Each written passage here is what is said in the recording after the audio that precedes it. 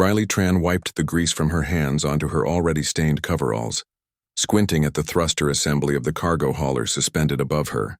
The Intergalactic Coalition's Hangar Bay 7 was never quiet, but today it buzzed with unusual energy. Laughter echoed from somewhere near the main entrance, and Riley could feel eyes on her back. She'd been working as a mechanic on Station Kepler 9 for 3 standard years now. Humans were still relatively new to the Coalition, barely 2 decades since first contact, and Riley had learned to keep her head down. The pay was decent, the work honest, and most species treated her with professional courtesy. Most. "Hey, Tran," a voice called out. Riley turned to see Vexilon, a Korathi engineer with scales that shimmered purple under the hangar lights.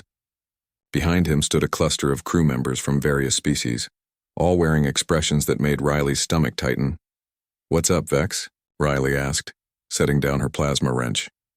"Got a surprise for you," Vexilon said, his translator rendering his chittering speech into standard. "Remember that blind date request you filed with the station social coordinator?" Riley's face flushed. That had been 6 months ago, during a particularly lonely night cycle. She'd been told the waiting list was years long and had honestly forgotten about it. "What about it?" "Well," Vexilon's mandibles clicked, and what Riley had learned was Korathi amusement. "Your match came through. She's waiting by the observation deck. High-ranking officer, no less. Very interested in meeting you." The crew members behind him struggled to contain their laughter. Riley's enhanced human hearing picked up whispered fragments. "Can't believe she'll fall for this, and poor human doesn't know what's coming." Riley's jaw tightened, but she forced a smile. She'd dealt with pranks before. Itching powder in her environmental suit, her tools mysteriously rearranged, her locker welded shut once. Being human meant being the newcomer, the curiosity, sometimes the joke. She'd learned to roll with it. "All right," Riley said, pulling off her coveralls to reveal the clean jumpsuit beneath. "Let's not keep her waiting." The walk to the observation deck felt like a death march.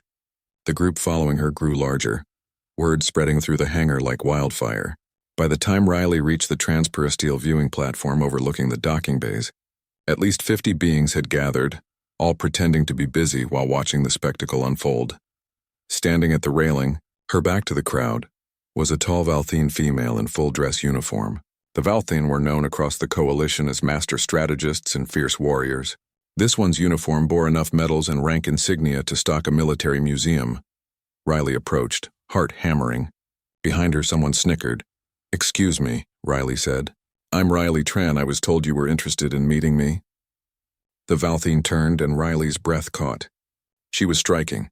Angular features, silver-white skin, and eyes that held centuries of wisdom despite the Valthene's average lifespan being similar to humans. But it was the expression on her face that stopped Riley cold. Confusion, then recognition, then something dark and dangerous. "What is the meaning of this?" The Valthene's voice was ice.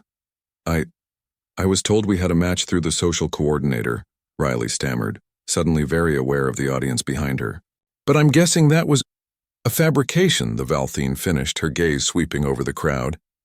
The laughter died instantly. Before Riley could apologize and retreat, the hangar's main speakers crackled to life. "Attention all personnel. Admiral Kale Dravik arriving Hangar Bay 7. The color drained from every face in the vicinity. The Valthene woman's expression shifted from anger to something Riley couldn't quite read. The crowd began to disperse rapidly, but it was too late. Admiral Kale Dravik strode into the hangar with the confidence of someone who'd commanded fleets through 3 major conflicts. The Zarian Admiral's crystalline exoskeleton reflected the hangar lights like a prism, and his 4 arms moved with practiced military precision. 2 of his aides struggled to keep pace. "Admiral on deck," someone shouted, and suddenly everyone was at attention. Dravik's multifaceted eyes scanned the scene, taking in Riley standing awkwardly before the Valthene officer, and the suspiciously large crowd trying to look innocent. He approached with measured steps. "Commander Velshaw," Dravik addressed the Valthene woman, and Riley's stomach dropped further. A commander. They'd set her up with a commander. "I hope I'm not interrupting." "Not at all, Admiral," Velshaw replied stiffly. "There seems to have been a misunderstanding." Dravik's gaze shifted to Riley, and she fought the urge to flee. His translator rendered his crystalline harmonics into words. "And you are?" "Mechanic First Class Riley Tran, sir." Riley managed, her voice steadier than she felt. Tran, Dravik repeated, his faceted eyes narrowing. You repaired my personal shuttle 3 days ago. Thruster alignment was perfect. Best work I've seen in years, Riley blinked. Thank you, sir. I didn't realize it was your... Who organized this encounter? Dravik's voice cut through the hangar like a blade. The silence was absolute. Riley could hear her own heartbeat. I asked a question. Dravik continued, his voice dropping to a dangerous register that made the deck plates vibrate. Which members of my crew thought it appropriate to humiliate both a skilled mechanic and a decorated commander with a juvenile prank? No one moved. No one breathed. Dravik turned to Riley. Mechanic Tran, I understand you've been with us for 3 years. In that time, have you filed any formal complaints about harassment? No, sir, Riley said quietly.